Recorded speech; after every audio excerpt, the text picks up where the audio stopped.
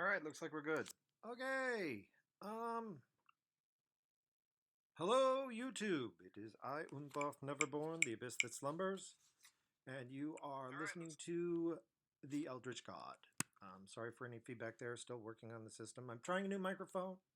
Tell me if you prefer this one over the other one. The other one was kind of crappy, so we'll see what happens. I'm trying to get into a habit here. I'm not really expecting anybody to show up anytime soon. Just trying to get in the habit of coming on, speaking live, getting some experience doing it, even if these are video. Every time I do it, I learn something new. And to rant a bit about the past week. Let's see what's happened in the past week. Well, right after pretty much the next day after I wrapped up my last stream, we had the good times at UC. I'm sure everybody's already talked about it 1,000 times, but just to summarize in case anybody missed it, Milo Yiannopoulos went to the Martin Luther King building on UC at Berkeley to give a speech, and in the name of tolerance and love, basically a bunch of leftists or anarchists, or if you were to believe some of the more out there conspiracy theories, Milo's own fans dressed up in black to attack his own show. Either way, hilarity ensues as firebombs are tossed, and I really wish I had found that clip again. I wanted to bring it up, but there's this great clip where somebody's filming everything, and they cut over to these cops, and there's this one cop, and he is ready. He is so ready. He has got his gun out. He is there. He is on top of things. He is ready to murder these people. He's just like, he's staring down the barrel. He's there. And then fellow cop comes along, puts a hand on his shoulder, and we pan away. And then when we pan back, they're all going inside. I can only imagine what this one guy was doing there. Is he just going, okay, we're ready. We got the word. We got the word. Frank, what? We got orders to go stand down. What the hell are you talking about? They're setting fire to a generator. People are going to get hurt. So we got to hurt him first. No, we got to go in. But I got my gun. I'm right here. Oh, my God. That guy must have been so pissed. And then the madness ensues afterwards. I got another video I'm working on. Unfortunately, somehow my editing software has gotten all screwed up. I've had to get rid of it and download a whole bunch of new stuff. So expect that video later.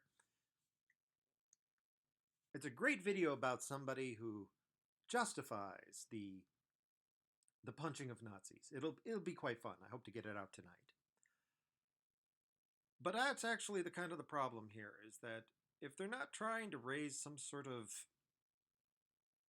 I don't know what, they're trying to convince everybody that it's actually Milo attacking himself, that somehow, without anybody noticing, he managed to get together hundreds of people who, despite the fact, from what I've seen, if you check on Twitter, which is how they organized the Black Bloc attack in the first place, there's a lot of people who are students, even though they say that, no, there's no students involved, who were part of the whole planning thing, which Twitter didn't have a problem with.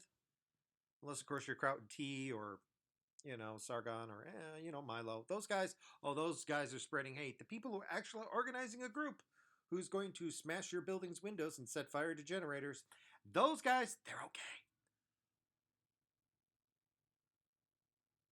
What the heck is that?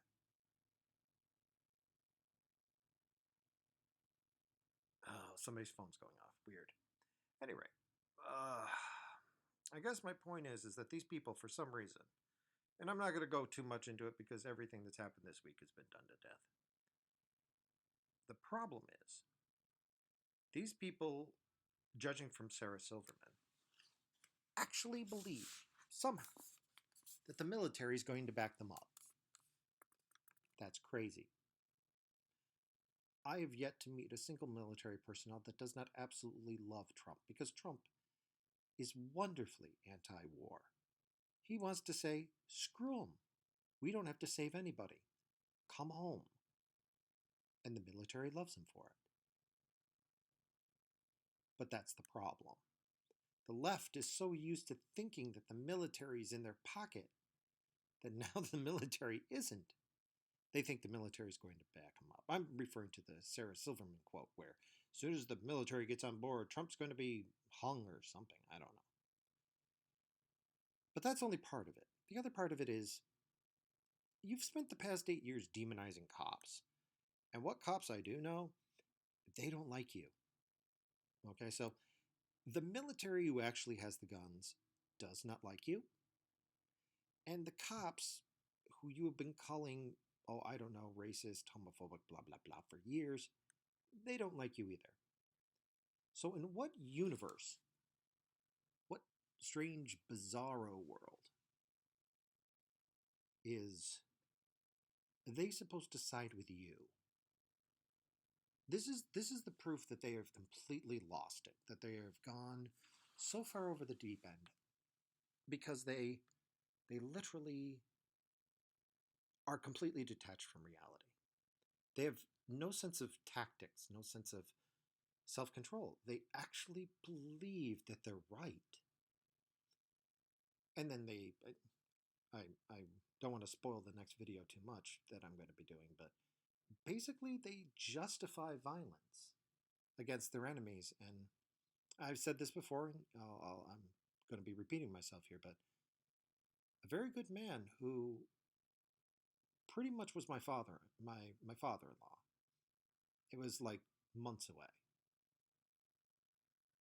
Uh, Mike was a widow, and he made my mother happy at the end there when she was dying from cancer.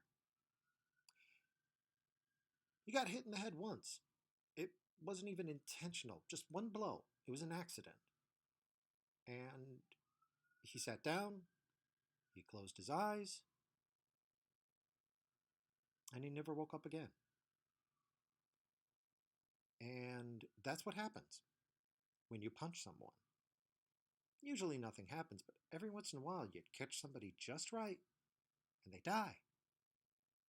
So if you're justifying attacking anyone just because you disagree with them, you're justifying killing them.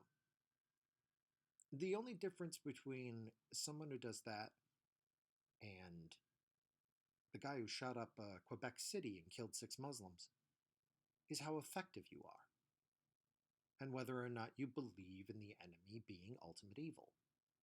That's the problem with labeling your enemies. Oh, they're all Nazis. No, you're deciding they're Nazis. They're not declaring themselves Nazis. I mean, if you said you can punch anybody who says they're a Nazi, well, that'd be different. That'd be much different. But you're telling me that guy, Spencer, in the very video where he gets punched, he says, "I'm not a Nazi."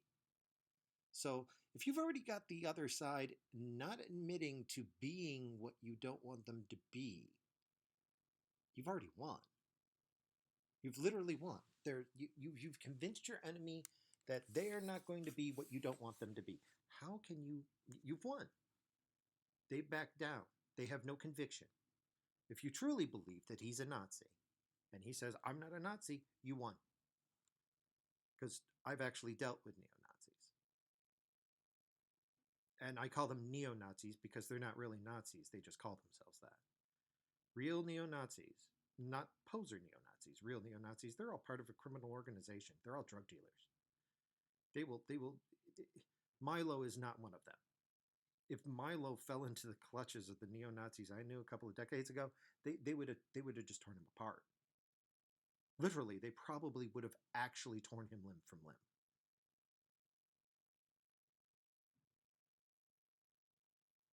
Nazis, real Nazis, real neo-Nazis, they thrive where society breaks down. And that's the problem. You want to break down society to protect society. You want to toss your morality aside to protect your morality. Well, I'm here to tell you, real neo-Nazis are much better suited for existing in a world without the, the defenses and perks of being in society than you are. You are not used to running around. Oh, I'm sorry. Check my volume really low. Okay. Thanks. Appreciate that.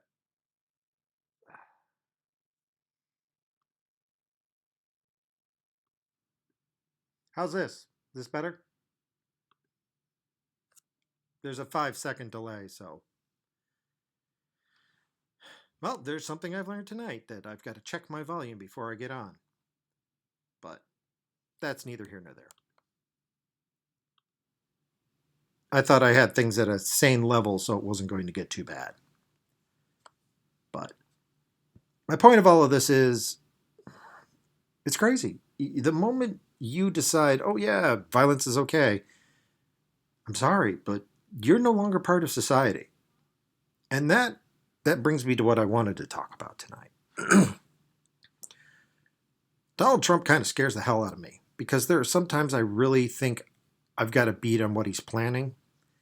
And that last tweet that he did a couple days ago, it really was to poke the other side, while at the same time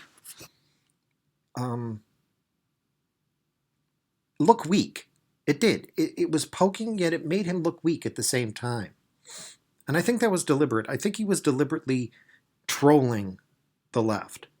And I think he wants them to do something really stupid. And he's hoping for it. And it would not surprise me at all if these guys took a bunch of fertilizer, put it in a van, and drove it,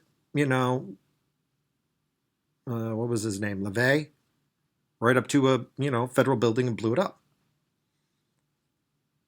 And for once, I'm agreeing with the Young Turks, where they go, don't do violence. It's really bad for our side. Well, yeah, I hope people listen to them.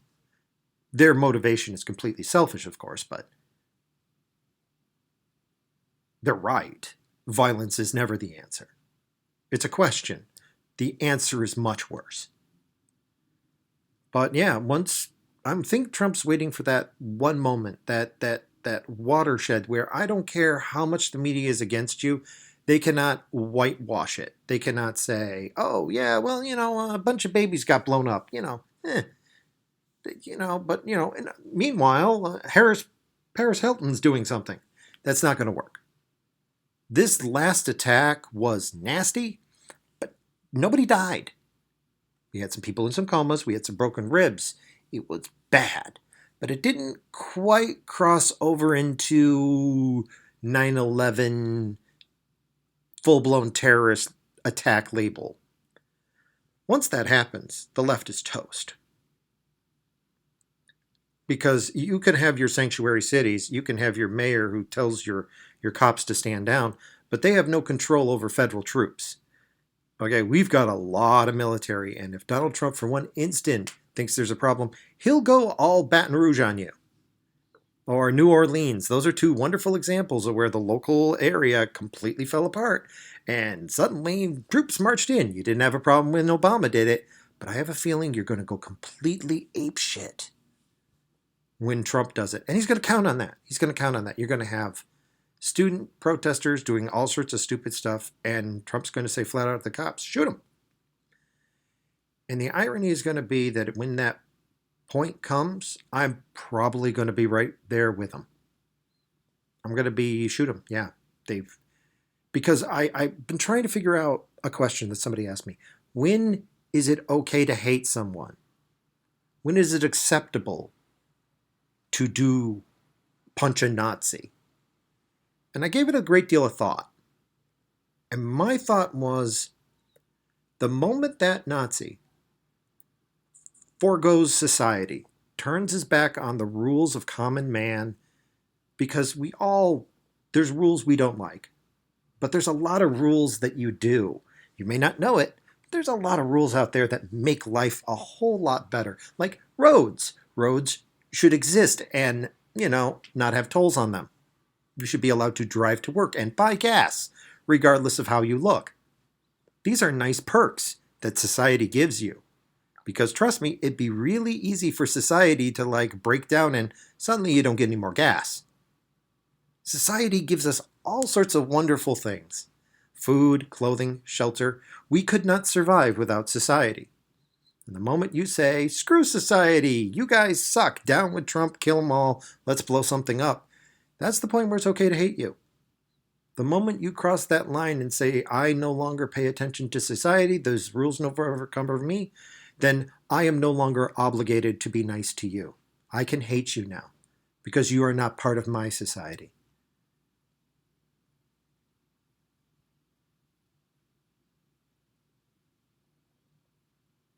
Yeah. And that's also part of my fear is that Trump's little plan, while it will definitely solidify his power and control, you're going to have small little groups, tiny lone people doing bullshit for years because they're just not going to get over this. Yeah. The lightning does strike several times. People don't remember that. Ah, it's kind of crazy. People seem to think for some reason that this is just going to blow over, that finally they're going to smarten out. This is the death throes. No, this is not the death throes. This is the snake shedding its skin. It's going to be a much smaller snake, but there's still going to be a snake. It's still going to try and bite you. And it's going to be nastier and leaner than ever because they're so filled with pain. They're absolutely crazy. This is not the actions of somebody who's going to suddenly wake up tomorrow and go, "Oh, well, these are people who don't have jobs or anywhere to go and they've gotten titled and they've decided, oh, well, the world owes us something. I'm going to throw a temper tantrum." In case you haven't seen, what is it? Trigglypoff?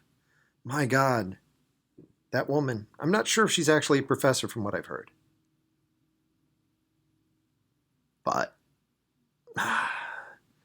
but that's the even if she's not a professor, that's the mentality we're dealing with. People applauding when people explode. And that's where it's going to go. So at some point this is all going to just completely break down. And most people are going to wise up, get with the new program because, hey, everybody in the media is a sellout. The minute they see things swinging the other way, they'll all be all over Trump. And they're going to work their asses off to cover up everything Trump's doing. And I just hope Trump doesn't take advantage of it. I don't think he's going to. I think he actually wants to make America great again, in so much as at the end of his 8 years, and yes, it's going to be 8 years now, he wants to step aside and say, I am the third greatest president there ever was. Although if there's an actual civil war, he might be able to make a contender for second. Ah, well. At any rate, anything you think we should bring up on the past week that stood out? Because that's pretty much the only thing everybody I know has been talking about. Give Chad a few seconds here to try to figure something out. Oh, other than the Super Bowl ads made me want to scoop my eyes out with a spoon. Oh, that Audi ad. That Audi ad was insane. You know, women are all treated inferior to men, and we don't want it to be that way. We give women equal pay. And then that guy trolls him on Twitter and says, you pay women less than men? And then they go, well, women are paid comparable for, hours worked and experience, so they're equal in that way. Thanks for disproving your own commercial for us. Oh my God.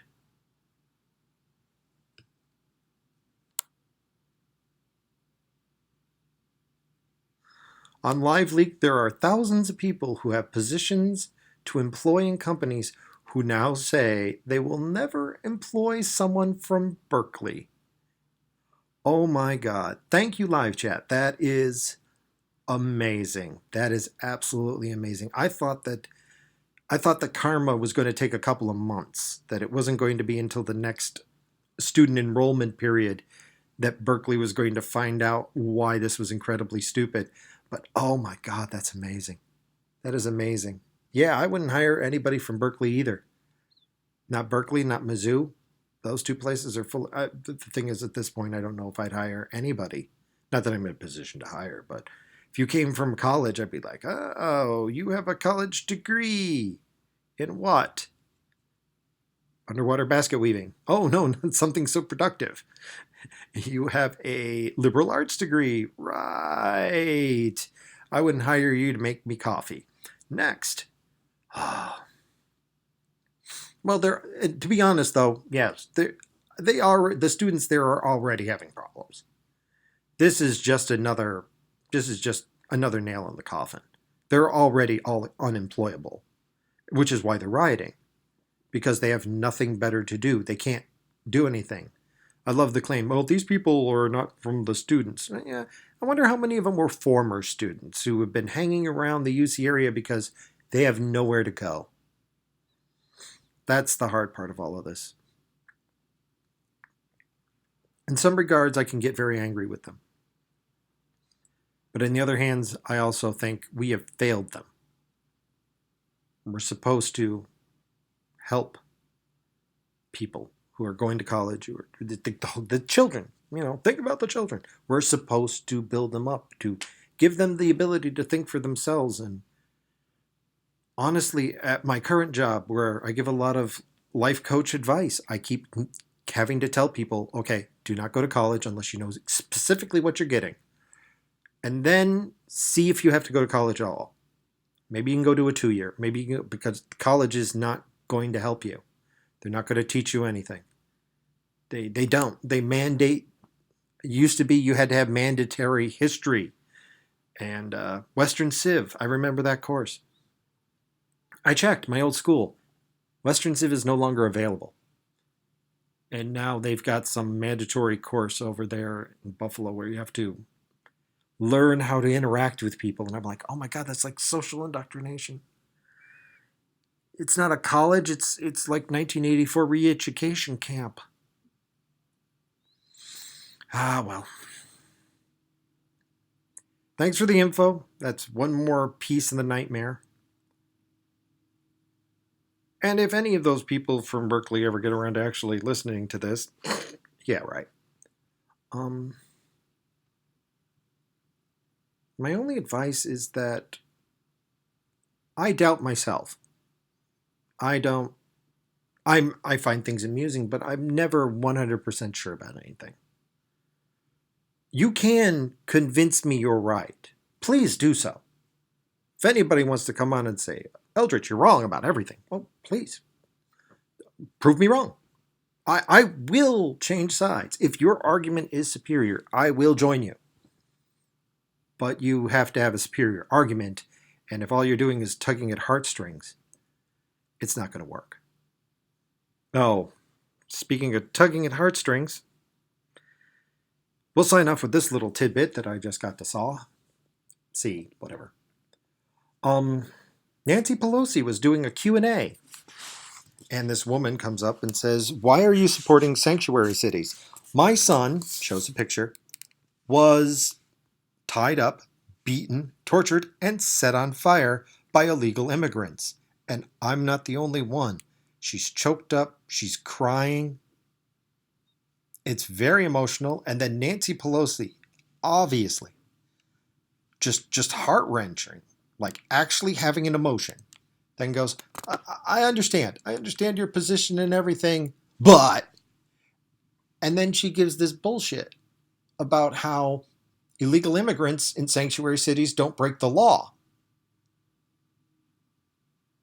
And it's every once in a while, you just see something so stupid, you want to punch the screen and have your fist go through the other side.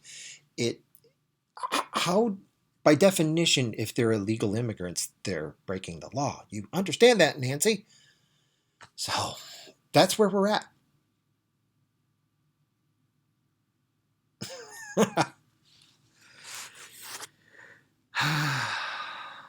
Yeah, Trump's a Nazi. He's not. In fact, I'm hoping that that what Trump's doing is trying to force a confrontation. I think that's what this is all about. I think from everything I've seen, this guy does not like putting things off. I mean, my God, how many executive orders he did in 2 weeks? Phenomenal. But I think that what he's doing is trying to provoke the left a bit, not too hard, not to make it look like, hey, I'm asking you to come at me. But I think on the other hand, he's trying to get this to come to a head, to show, look, hey, everybody for years has been saying this is a problem. Look, it's been 3 weeks and these people are not letting up and just keep poking and poking and poking and poking. And the left is going to respond. I'm worried people are going to die from this. But on the other hand, from a cynical point of view, I think he's right. If he is trying to provoke them into bringing this to a head first, the sooner this comes to a head, the more lives you'll save overall. You can't just, how do I put this? If you let this drag out, it's just going to get worse. And I think he's trying to say, okay, you want to do this? Okay, how about I cut all the funding to your university? How does that make you feel? I'm not going to say I'm going to do it. I'm just going to leave it out there so that you can get enraged over it. And unfortunately, I am just sitting here waiting to hear that big explosion somewhere, to hear that big bomb blowing up, because they're going to.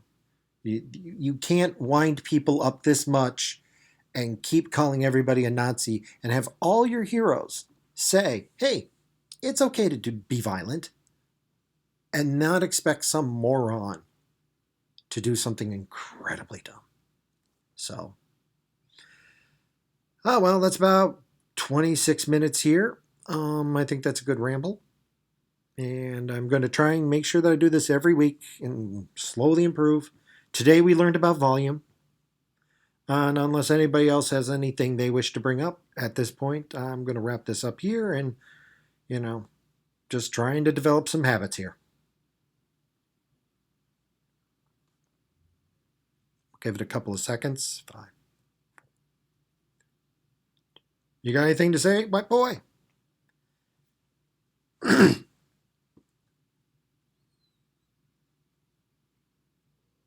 I'm going to try and make this every Sunday at midnight Eastern Standard, because that seems to be about the time that work slows down enough that I can do this.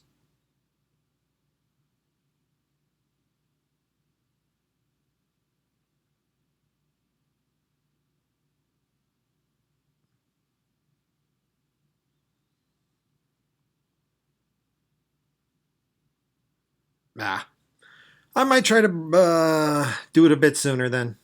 Depending on how. Well, this week was awful. Super Bowl pain my butt. But next week I might be able to do this sooner. I'm going to try and figure out a good time that I can consistently be here. But at any rate, at this point I'm going to get to work on that other video, and hopefully I'm going to get it out tonight.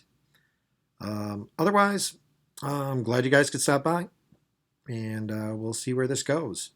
Maybe I can move it to Saturdays. That might work better for you guys, because I picked Sunday at random. I could do this Friday night for Saturday, Saturday for Sunday, or Sunday for Monday. It's all the same to me.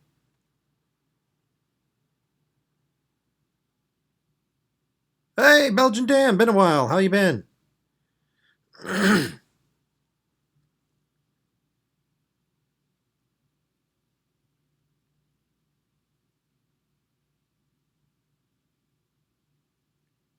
Friday for Saturday? I'll see if I can't do that next week. My schedule got disrupted because of the Super Bowl. So maybe, yeah, next Friday for Saturday should probably be good. Oh, thanks. The next one, I don't want to spoil it, but I found somebody who was just off the charts crazy about it's okay to punch Nazis. And then she made the mistake of, in the past, saying the exact opposite position back in 2013. So there's nothing I love more than taking your own words and using them against you.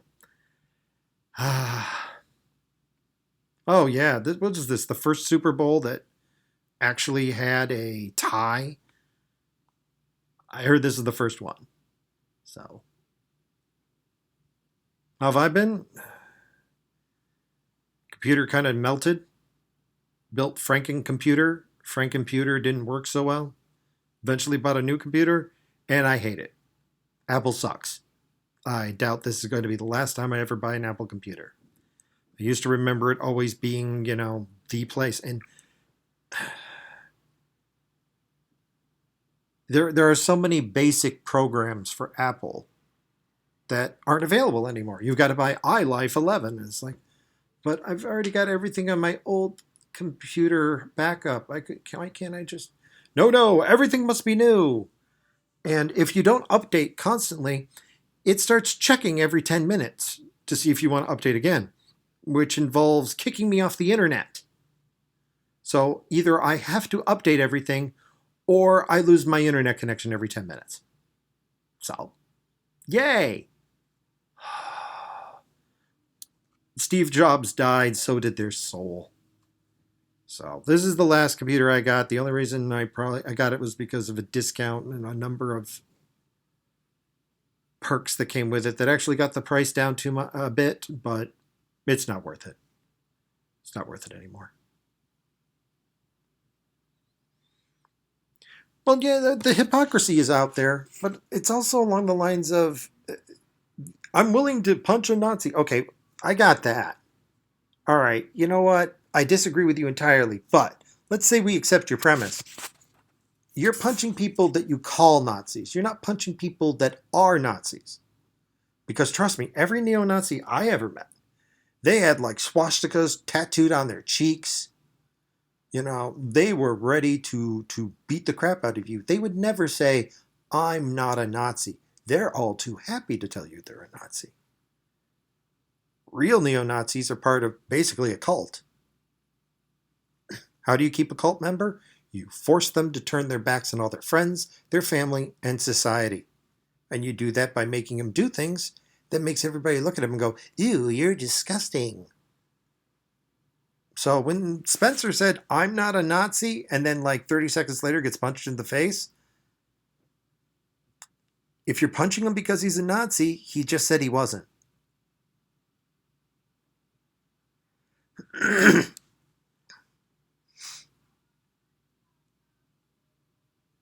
Ah,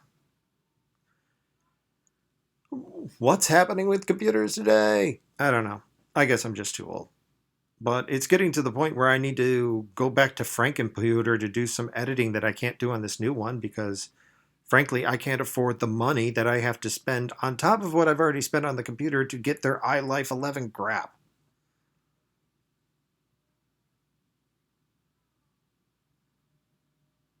For him, I don't know. For me, if I haven't updated to the latest, greatest version of the operating system, every 10 minutes I will lose internet connection.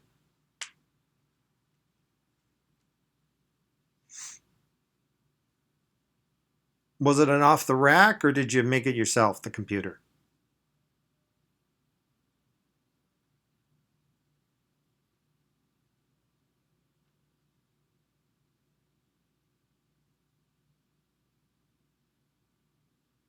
Oh, wait, you got Windows 10? Oh, yeah. Everybody I know says they stick with Windows 7 for some reason.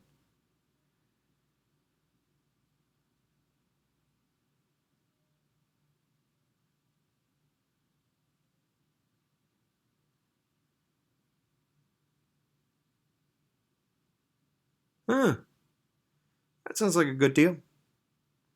If it works, that's the big problem, of course. Um, Shutting down at random. Do you get a kernel panic or does it just.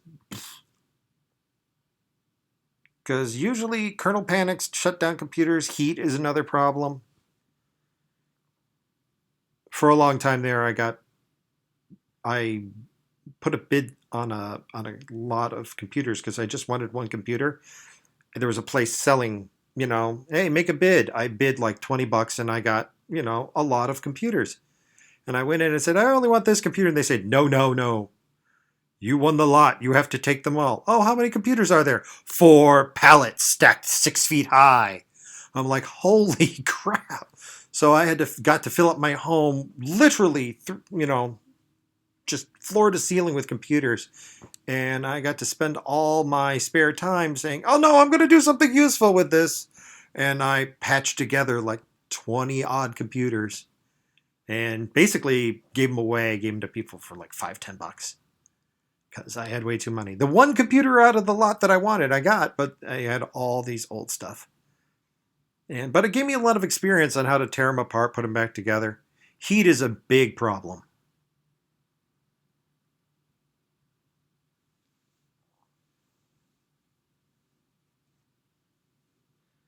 Ah, Netgear, right? Yeah.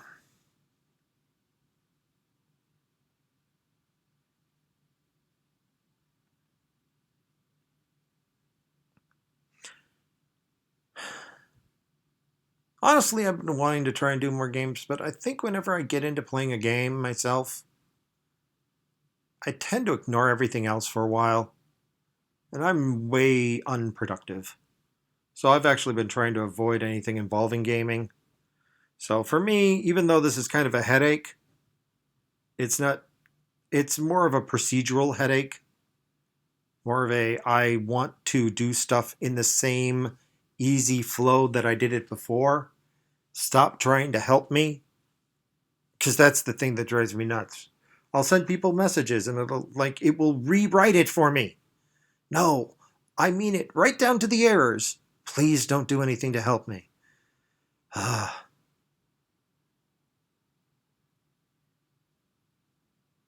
Oh yeah, that's a good idea. Sleep mode is a problem too.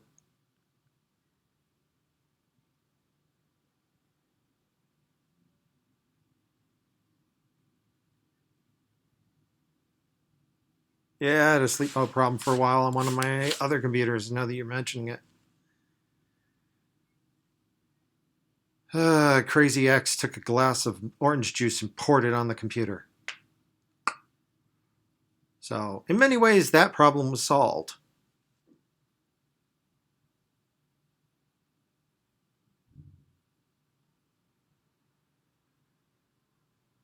See, oddly enough, that sounds like the same thing that I was going through, except my free. Do you use Wi-Fi, or do you have an Ethernet connection to your modem?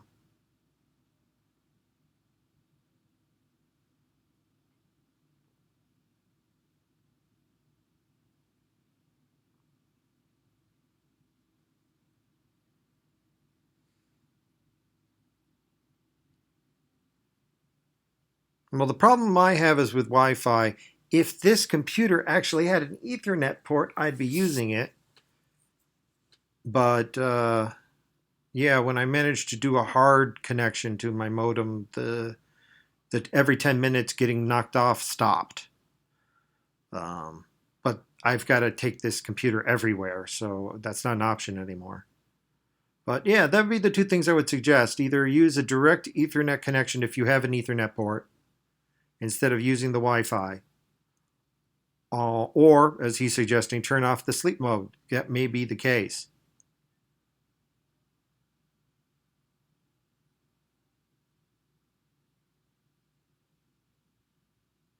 Actually, I had that problem when I was recording the other night.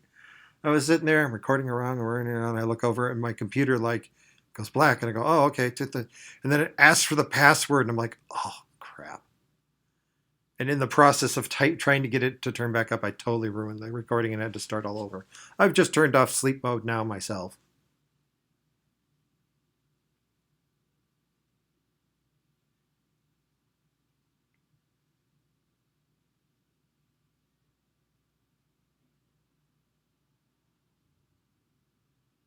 Hmm. Well, I mean, give the sleep mode thing a try, or try the direct connection. For some reason, Wi-Fi's gotten really spotty lately, no matter where I go. Like, I've actually surprised I've managed to stream for, what, 40 minutes now without it crashing. Like, that's knock on wood, has been pretty good so far. Um, let's see, is there anything else really going on? Nope, that's about it.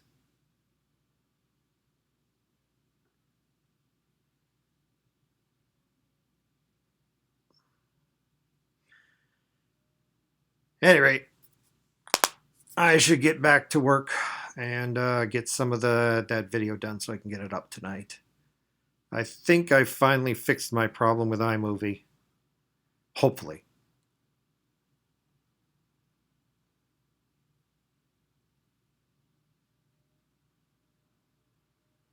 Well, it's probably one of the control panels and usually labeled energy saver by my experience. If you're looking for how to turn off sleep mode. So, but at any rate, if nobody else has any other issues they wish to bring up at this time, This looks like a good place to stop, and hopefully something interesting will happen in the next week that everybody won't talk to death. And I'm hoping to do it next Friday at 11 o'clock midnight, depending on how much work I have to do.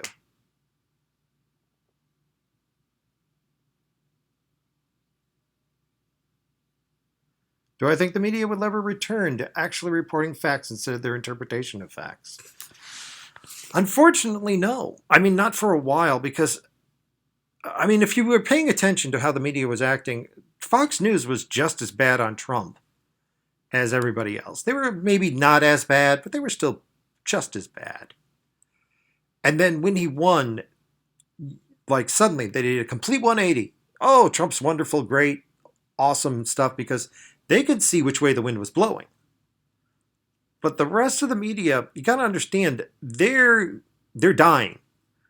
They're losing money. They're hemorrhaging. They're trying to hold on to things, and because social justice has backed them into this corner, they've driven away so many viewers. They've driven away so many people that what little of their base they have left, they really need to hold on to. Which means the more liberals jump ship, the more concentrated and crazy your remaining viewers are. And media, at this point, is nothing more than they're a service industry. They're here to give you your fantasies. They're not here to give you the news. However, I really honestly truly believe that if someplace like CNN, or God forbid MSNBC, actually got their act together and started doing just the facts, no opinions, no observations, no nothing, no coloring, no, pointing out the white shooter over and over, or the uneducated supporter of Trump, they might be able to turn it around if they did it right away. Because there's a lot of alternative media right now who are starting to scoop things up. And they're going to get bigger and bigger and bigger. But they're nowhere near CNN or NBC now. If one of those big guys suddenly turned around, said, we're just doing the facts, there's going to be a hard 6 months. But then I think they might actually be able to survive this. But they're not going to. No. They're going to ride this.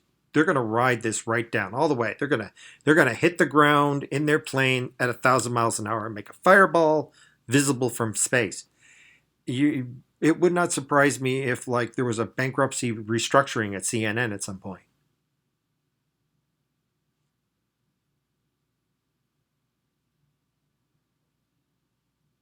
Well, Fox News in many ways is just as bad as the rest of them. It's who are they supporting? What bias are they showing? They might be saying, oh, we think they've still got the same mindset. They're doing the exact same thing they've always done, except that now they're doing it for Trump as opposed to opposing him. And Trump's no idiot. Trump's not going to tell Fox News, be impartial. But if you believe for one moment that Fox News doesn't have an agenda just like everybody else, it would take a dedicated 6 months, maybe even a year, of one of these main media outlets to say, we are going to be just news. No more social commentary, no more, interpretation, no more op-ed pieces. Everything is just the facts, nothing else, and we try to divorce ourselves from it. But it would work, because whoever does that first will get all the viewers. But I don't know if that's going to happen.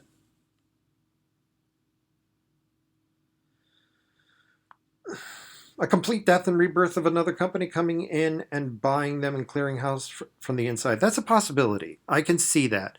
In my opinion, the Republican Party isn't the Republican Party now. Donald Trump did what every businessman does.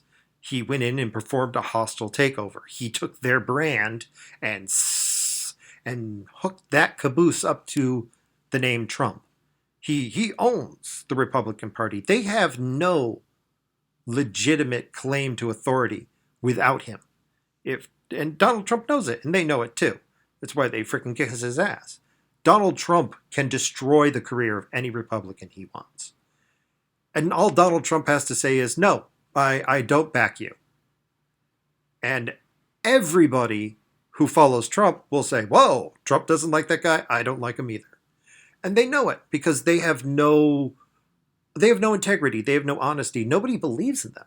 Donald Trump, for all of his flaws, and I hear this from a lot of the people who I do talk to about him who don't like him. They go, well, I will say this. He kept his word. I don't like what he did, but he kept his word. Well, you know what? That line there, he kept his word. You are a man of honor. You kept your word. I may not like what you kept, but you were honest and you never lied to me. That's where he's going to win. That's where he's going to win. Because anybody who goes up against him has got to have at least that good of a reputation.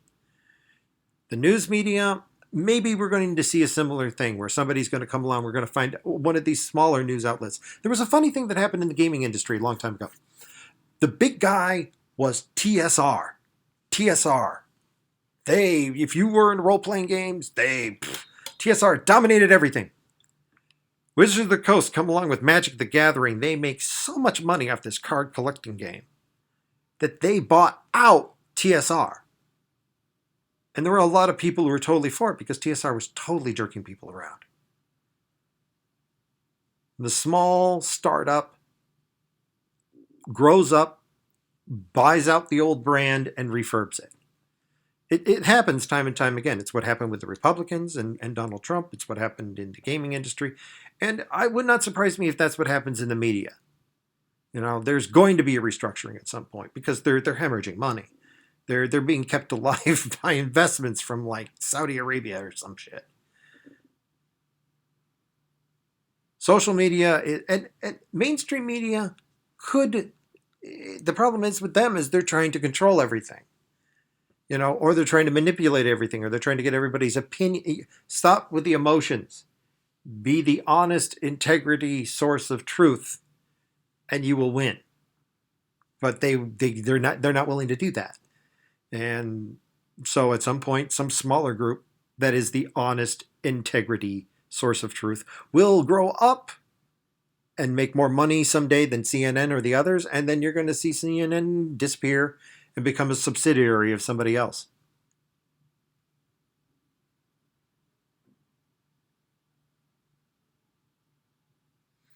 Yeah, I see. I don't really believe that Trump is strictly a conservative. Well, I mean, let me put this in a different way. Somebody did explain something to me that I think is very accurate. I'm a liberal conservative, which is America's very liberal. It is. It's a very liberal country. I want it to stay that way. I like where we are maybe about 10, 20 years ago kind of attitude. Reagan, yeah, that was a great time period. Let's go. But I don't want to regress like everything back to Reagan. I just want the economics to go back to there. Social advancement, you know what? All the rest of the stuff, even the crazy social justice warrior, even the crazy feminism crap, I'm not too bad with that. We can slowly work that out. Okay, we don't need to bring down jackboot thugs and start beating feminists in the head. We can work it out. Eventually enough truth will get out there and people will come to realize what's going on. What we are up against is authoritative progressives, people who want to drag you into the so-called future, kicking and screaming whether you like it or not. They have this belief that multiculturalism is great. Well, you know what? Multiness is great for the overall species. It's not good for individual multi-whatever. Because when you have multiple, genes floating around in a species, what happens? The environment changes. One gene is selected over the other one, and the rest all die out. So multiculturalism is great if you want the very best culture to dominate the rest of them and crush them out of existence.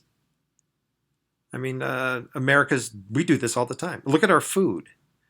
None of the great place I remember, Ying's. Ying's had pizza, subs, Chinese, Thai, Japanese, Italian. They had everything. If it was a finger food, they had it.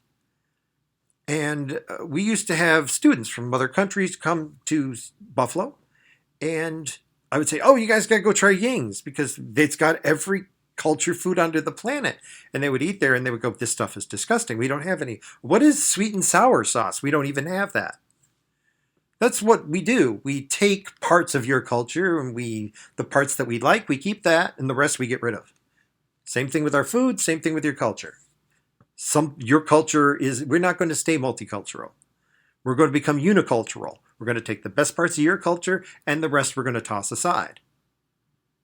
Well, the liberals don't want that. They want us to stay multicultural. You can't do that. That's an artificial situation. It's a high energy state. Eventually, it's going to collapse down to a low energy state. What is a low energy state?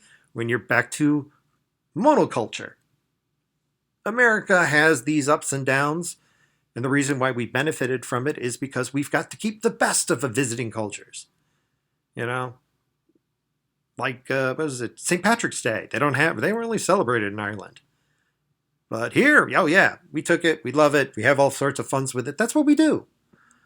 But they can't seem to take that part, the left, who are these progressives who want to bring us into the future, to understand that you're setting up this situation where there's going to be conflict. Somebody's, you know, there can be only one. And they don't want that last part for some reason. Oh, yeah, green beer.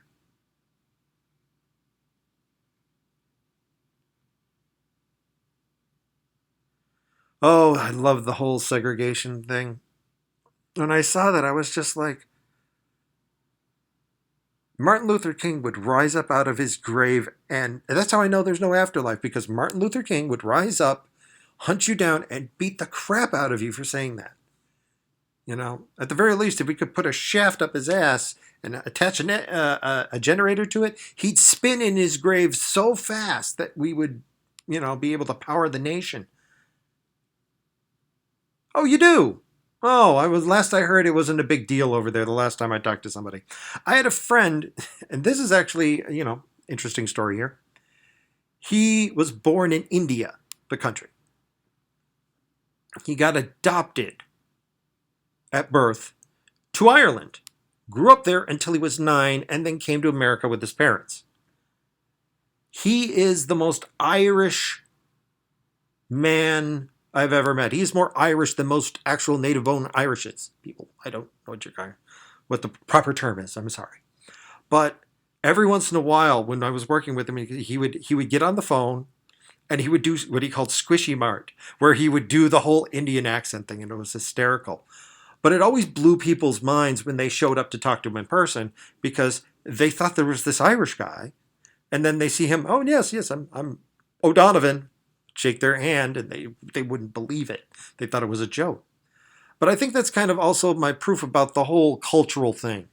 You know, you can, if you start off at birth, take somebody from one culture and put them in another, but it has to be complete immersion. You can't take an entire family with adults who are bringing culture with them and put them in your society. You take somebody who's a baby, who has no idea what's going on and is going goo goo gaga, and then you put him in an American family, he's going to be American. But you take an entire family of people from another culture and put them into America, it's going to be a long time before they assimilate. In fact, heck, we had 4 different cultures from England land here in America, and still, what are we, 400 years later, we still got problems? So. And that's all from the same island. They expect us to all just get together and be one big happy family. It's not going to happen. Whenever you have multiple anything, eventually something comes out on top and a bunch of things die off. Either concepts or people. Pick your one. So.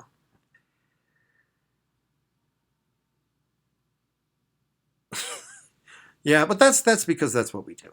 We like something, we want to be it. But unfortunately, it used to be just because, hey, we really like Ireland.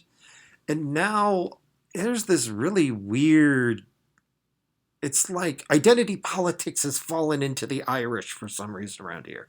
You got to understand, here in central New York, you're either Irish or you're Polish. That's it. Except for my dad, who was actually English and nobody liked him.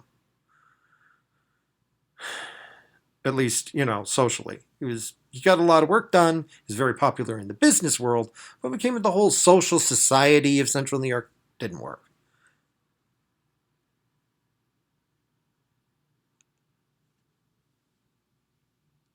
Oh yeah, I mean, I never really understood the whole thing about the Irish either. Like, they're great people, but Polish people, speaking as a Polak, here in America, hmm, we had a whole chip on our shoulder thing, like for many, many years. And there's still a lot of Polish who still here are like, Poland's great, even though we're here.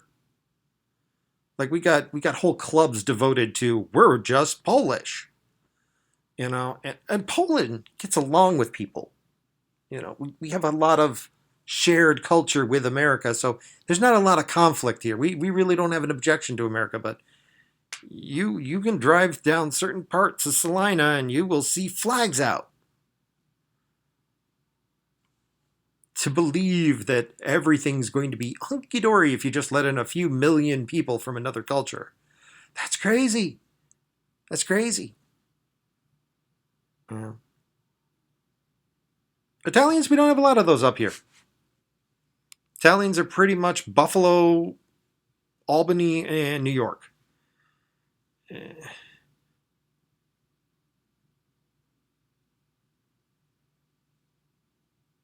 I didn't really meet any of them, to be honest.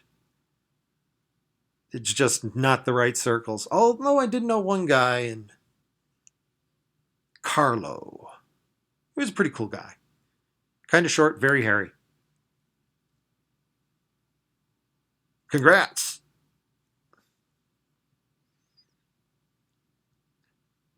But overall, things kind of, there was friction, but it was never really serious. And eventually everybody just kind of, went into their own sections of town. Tip Hill, where the Irish got so violent that they had to turn all the stoplights upside down so that the green was on top. Our stoplights are, red, yellow, green. But the green was on the bottom, and that was an insult to Ireland. So they would destroy the stoplights until finally we got a special order from the Senate here in New York State to allow us to break the DMV's code of placing lights so they could turn the lights upside down and put the green on top.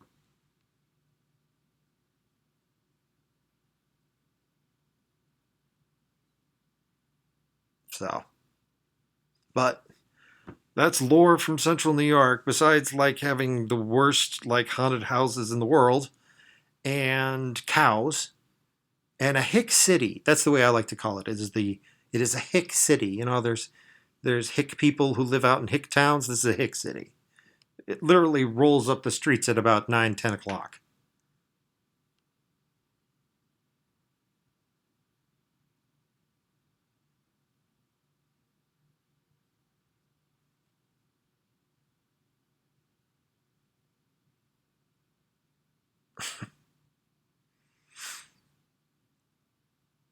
I always wondered about food and culture. Like, there seemed to be, not to stereotype, but from anecdotal evidence, that you could, oddly enough, that was the one thing about Kevin that stood out. He loved Indian food, even though he never ate it his entire life until he got to college. He couldn't stand it. He never had. I'm sorry, Nate. He loved the stuff, but he never ate it until he got to college. Like, his parents never served it in Ireland. But then one day he was like, "Well, you're from India. You should have some Indian food." And they brought him to the Taj Mahal Palace, and he was like, "Oh my God, this stuff is amazing." And I always wondered if there's like a genetic component to that to some degree.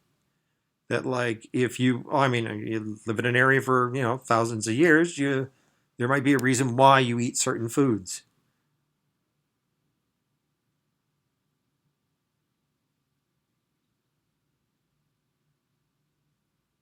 Are you referring to hot dogs? because we don't boil a lot of sausages. Sausages get fried. Hot dogs get boiled. You might be thinking of hot dogs as sausages. Well, boiling's a Polish thing because we didn't have any money. Like, we boiled a lot of cabbage, but if we could get the butter, we always used it for deep frying the pierogies. And usually the kielbasa was usually baked and then served cold later.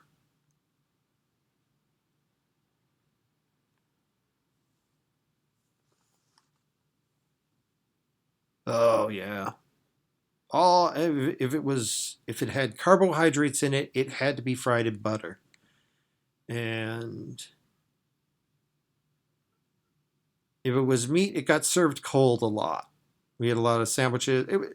I'm not entirely sure why. It's just a cultural thing, I guess. Like, a lot of meat was prepared ahead of time, allowed to cool down, and served cold. But starchy foods, sauerkraut in dough, mashed potatoes in dough. Actually, there's a lot of stuff with carbohydrates. I never could get behind the cranberries or the turnips or the Brussels sprouts. But then again, I can't smell. I eat a lot of food based on texture. I can't really taste anything.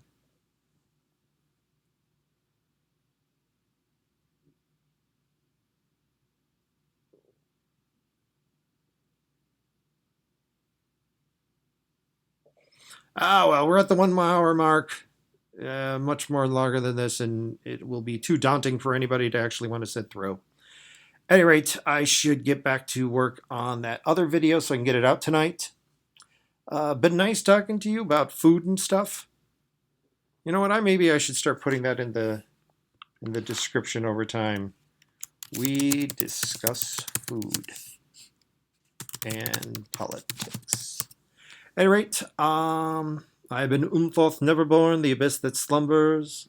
You have been listening to the Eldritch God, and thank you for joining me on my weekly Eldritch Rant. I'm going to try and do this next Friday at 11, 12 o'clock. We'll see how it works out, depending on what duties I have to accomplish. Thank you for your time, and I hope you have a pleasant evening.